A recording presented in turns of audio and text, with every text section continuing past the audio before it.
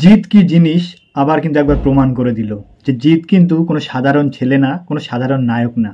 মানে বাংলা ইন্ডাস্ট্রিতে সে কিন্তু রাজ করেছিল, রাজ করতেই এসেছিল এবং রাজ করেই যাবে। এটা কিন্তু আবার একবার প্রমাণ করে দিল।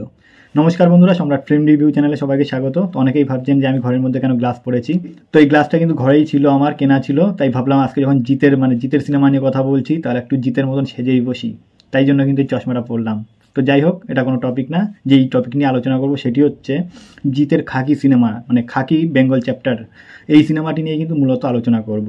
তো আমি একটা জিনিস দেখলাম, মানে বাংলা ইন্ডাস্ট্রি থেকে এমন একজন নায়ক, মানে প্রথম নায়ক যে কিন্তু টি সিরিজের ব্যানারে প্রথমবার কিন্তু তার সিনেমার টিজার লঞ্চ হলো। মানে তার টিজারটি কিন্তু টি সিরিজ থেকে, মানে এত বড় একটা ব্যানার, সেইখান থেকে কিন্তু মানে যেখানে বড় বড় স্টাররা, হিন্দি বলিউড, মানে বড় বড় তাবড় হিরোরা, যেখানে শাহরুখ খান, আমির খান, মানে অক্ষয় কুমার, সালমান খান, এরকম বড় বড় নায়ক, যেসব নায়করা, তাদের সিনেমা কিন্তু সেখানে টিজার বলুন, গান বলুন, বা সিনেমার মানে বিভিন্ন অংশ বলুন, সেই সব জায়গায় কিন্তু মানে টি সিরিজে রিলিজ হয়। তো সেই জায়গায় দাঁড়িয়ে একজন বাংলার হিরো সুপারস্টার জিতের এই প্রথম কোনো নায়ক, অর্থাৎ বাংলা থেকে এই প্রথম নায়ক যার টিজার কিনা টি সিরিজ থেকে রিলিজ হলো, জাস্ট ভাবাই যায় না। মানে এত বড় প্রোডাকশন, বলাই যায় যে ভারতবর্ষের ইতিহাসে মানে এত বড় একটা মানে প্রোডাকশন হাউস টি সিরিজ, যেখান থেকে মানে জিতের সিনেমার টিজার রিলিজ হচ্ছে, মানে ভাবতে পারছেন, মানে জাস্ট কল্পনাই করা যায় না। হ্যাঁ ঠিক আছে, তার সঙ্গে প্রসেনজিৎ রয়েছে বা অন্যান্য নায়করা রয়েছে, সেগুলো একটা বড় ফ্যাক্টর রয়েছে, ঠিক আছে, মিঠুনের ছেলে মিমো রয়েছে, সব কিছুই ঠিক আছে। কিন্তু তারপরও জিৎ যেখানে মানে মেন লিড, মানে লিডে অভিনয় করছে, যেখানে তার মানে মুখ্য ভূমিকাটা রয়েছে, সেই একজন নায়ক হিসাবে জিৎকেই কিন্তু ধরা হচ্ছে। তো সেই জায়গায় দাঁড়িয়ে জিতের সিনেমায় আমরা বলবো, মানে জিতের সিনেমায় যে টিজারটি মানে টি সিরিজ থেকে রিলিজ করছে, জাস্ট ভাবাই যায় না, মানে অকল্পনীয়। তো বাংলা ইন্ডাস্ট্রি কিন্তু এইভাবে দিন দিন এগিয়ে চলবে, এবং বাংলা মানে জিতের হাত ধরে কিন্তু এগিয়ে চলবে, এরকম বলাই যায়। কারণ না, আমি অন্য নায়কদের কথা মানে ছোট করে বলছি না, অন্য নায়করা ইদানিংকালে যেসব সিনেমা করে এসেছে তার মধ্যে ম্যাক্সিমাম ছিল কিন্তু ফ্যামিলি ড্রামা। ঠিক আছে, জিৎ কিন্তু একসময় ফ্যামিলি ড্রামার মানে এক নম্বর কিং ছিল। মানে বন্ধন বলুন, বা তার আগে নাটের গুরু বলুন, বা যাই বলুন না কেন, একসময় কিন্তু পরপর এমন এমন সিনেমা করে গেছে, জাস্ট মানে তারপর প্রেমী যে একটা সিনেমা ছিল, পরপর এমন এমন কিছু সিনেমা করেছে, সেগুলো কিন্তু সাংসারিক সিনেমাই ছিল। মানে পরিবার নিয়ে একসঙ্গে বসে দেখুন, মানে একসঙ্গে এনজয় করুন, মানে হাসুন কাঁদুন, মানে এরকম একটা সিনেমা। সেই সব সিনেমা কিন্তু একসময় যা সুপার ডুপার হিট দিয়েছে। সাথী সিনেমার কথা কে ভুলতে পারবে? যতদিন ফিল্ম ইন্ডাস্ট্রি থাকবে বাংলা ইন্ডাস্ট্রিতে, ততদিন কিন্তু সাথী সিনেমার কথা কিন্তু কেউ ভুলতেই পারবে না। তারপরে ছিল সঙ্গী, মানে একটার পর একটা, কোনটা ছেড়ে কোনটা বলবো, জাস্ট মানে একসময় কিন্তু রাজ করেছে জিৎ বাংলা ইন্ডাস্ট্রিতে। তো সেই সব সিনেমায় কিন্তু একসময় কিং ছিল। তারপরে হঠাৎ করে মানে তার প্যাটার্ন জগৎ ঘুরিয়ে কিন্তু প্রথম বাংলা ইন্ডাস্ট্রিকে ভাবলো যে না, ফ্যামিলি ড্রামা থেকে বের করতে হবে। একই রকম প্যানে একই রকম মানে হাসি কান্না, একই রকম।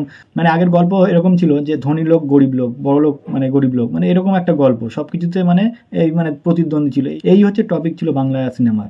এই প্রথা কিন্তু জিতই প্রথম ভেঙেছিল, এবং পুরোপুরি কিন্তু বদলে দিয়ে একদম কিন্তু অ্যাকশন ঘরানো সিনেমা এনেছিল, যেগুলো কিন্তু সুপার ডুপার হিট হয়েছিল একের পর এক। কোনটা ছেড়ে কোনটা বলবেন, পরপর সমস্ত সিনেমা কিন্তু সুপার ডুপার হিট দিয়েছে। তো সেই জায়গায় দাঁড়িয়ে জিতের কথা কিন্তু ভুললে হবে না। জিৎ কিন্তু একটা বড় মানে বাংলা সিনেমার ইতিহাসের একটা মানে ভিত যাকে বলা হয়। যেমন প্রসেনজিৎ ছিল প্রথম জগৎ থেকে, যেমন উত্তম কুমার ছিল, সৌমিত্রবাবু ছিল, তারপরে হচ্ছে তারপর যারা যারা এসছে, প্রসেনজিৎ বলুন বা যার কথাই বলুন, মানে কম বলা হবে, কিন্তু জিতও কিন্তু সেখানে একটা স্তম্ভ। ঠিক আছে, বর্তমান সময়ে অন্যান্য নায়করাও রয়েছে, যেমন দেব রয়েছে, এরকম বড় বড় নায়করাও রয়েছে। তো তাদের পাশাপাশি কিন্তু জিতের ভূমিকা মানে একদম মানে কি বলবো, একটা অন্যতম ভূমিকা। তার মানে তার কথা বাদ দিয়ে কোনো সিনেমা, বাংলা সিনেমার কথাই হবে না। তো সেই জায়গা দাঁড়িয়ে যেরকম খাকির মতো সিনেমা যেরকম মানে টি সিরিজে রিলিজ পেয়েছে, এটা কিন্তু একটা মানে বাংলা দর্শকদের কাছে কিন্তু একটা গর্বের বিষয়। তো যাই হোক, সব কিছু মিলে কিন্তু আমাদের বাংলা ইন্ডাস্ট্রি এইভাবে এগিয়ে চলছে, এগিয়ে চলতে থাকবে। এবং বাংলা ইন্ডাস্ট্রির কথা বর্তমান সময়ে কিন্তু সারা ভারতবর্ষে ছড়িয়ে গেছে।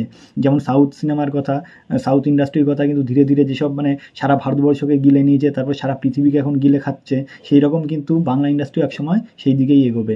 জিতের এরকম যেমন একটা পদক্ষেপ আছে, দেবের সেরকম একটা পদক্ষেপ আছে। মানে দেবও কিন্তু চাইছে যে বাংলা ইন্ডাস্ট্রিকে এগিয়ে নিয়ে যাওয়ার জন্য, মানে তার প্রত্যেকটা সিনেমা কিন্তু মানে অবশ্যই চাইছে যে এরপরে 20 কোটি, 25 কোটি, 50 কোটি এইভাবে কিন্তু পার করার জন্য কিন্তু মানে আপ্রাণ চেষ্টা চালাচ্ছে একদিক থেকে দেব। তো সেই জায়গা দিয়ে কিন্তু জিতও কিন্তু পিছিয়ে নেই। মানে একে অপরের মানে হয়তো দূরত্ব দুজনের মধ্যে রয়েছে, কিন্তু একই সঙ্গে কিন্তু দুজনের হাত একই জায়গায়, এবং একই টার্গেট কিন্তু তাদের বাংলা ইন্ডাস্ট্রিকে এগিয়ে নিয়ে যাওয়া। দেওয়া। তো যাই হোক, সব কিছু মিলে কিন্তু এই দুজনে প্রাণপণ চেষ্টা করছে। শুধু দুজনের কথা বলছি না, আমাদের প্রসেনজিৎ চট্টোপাধ্যায় অর্থাৎ বুম্বাদাও কিন্তু আপ্রাণ চেষ্টা চালিয়ে গেছে, মানে অতীতেও বর্তমান সময়ে কিন্তু যাচ্ছে, এবং যতদিন বেঁচে থাকবেন ততদিন কিন্তু মানে বাংলা ইন্ডাস্ট্রির কথাই ভেবে চলবেন, এরকম কিন্তু তার মানে চিন্তাভাবনা। তো যাই হোক, সব কিছু মিলে কিন্তু এই যে বাংলা ইন্ডাস্ট্রির যে একটা জোয়ার এসেছে, বাংলা সিনেমার জোয়ার এসেছে, এটা কিন্তু ধরে রাখতেই হবে। তো যাই হোক, আর বেশি কিছু বলবো না, এইটুকু আপডেট দেওয়ার জন্য, এইটুকু আলোচনা করার জন্য কিন্তু মূলত এই ভিডিওটি বানালাম।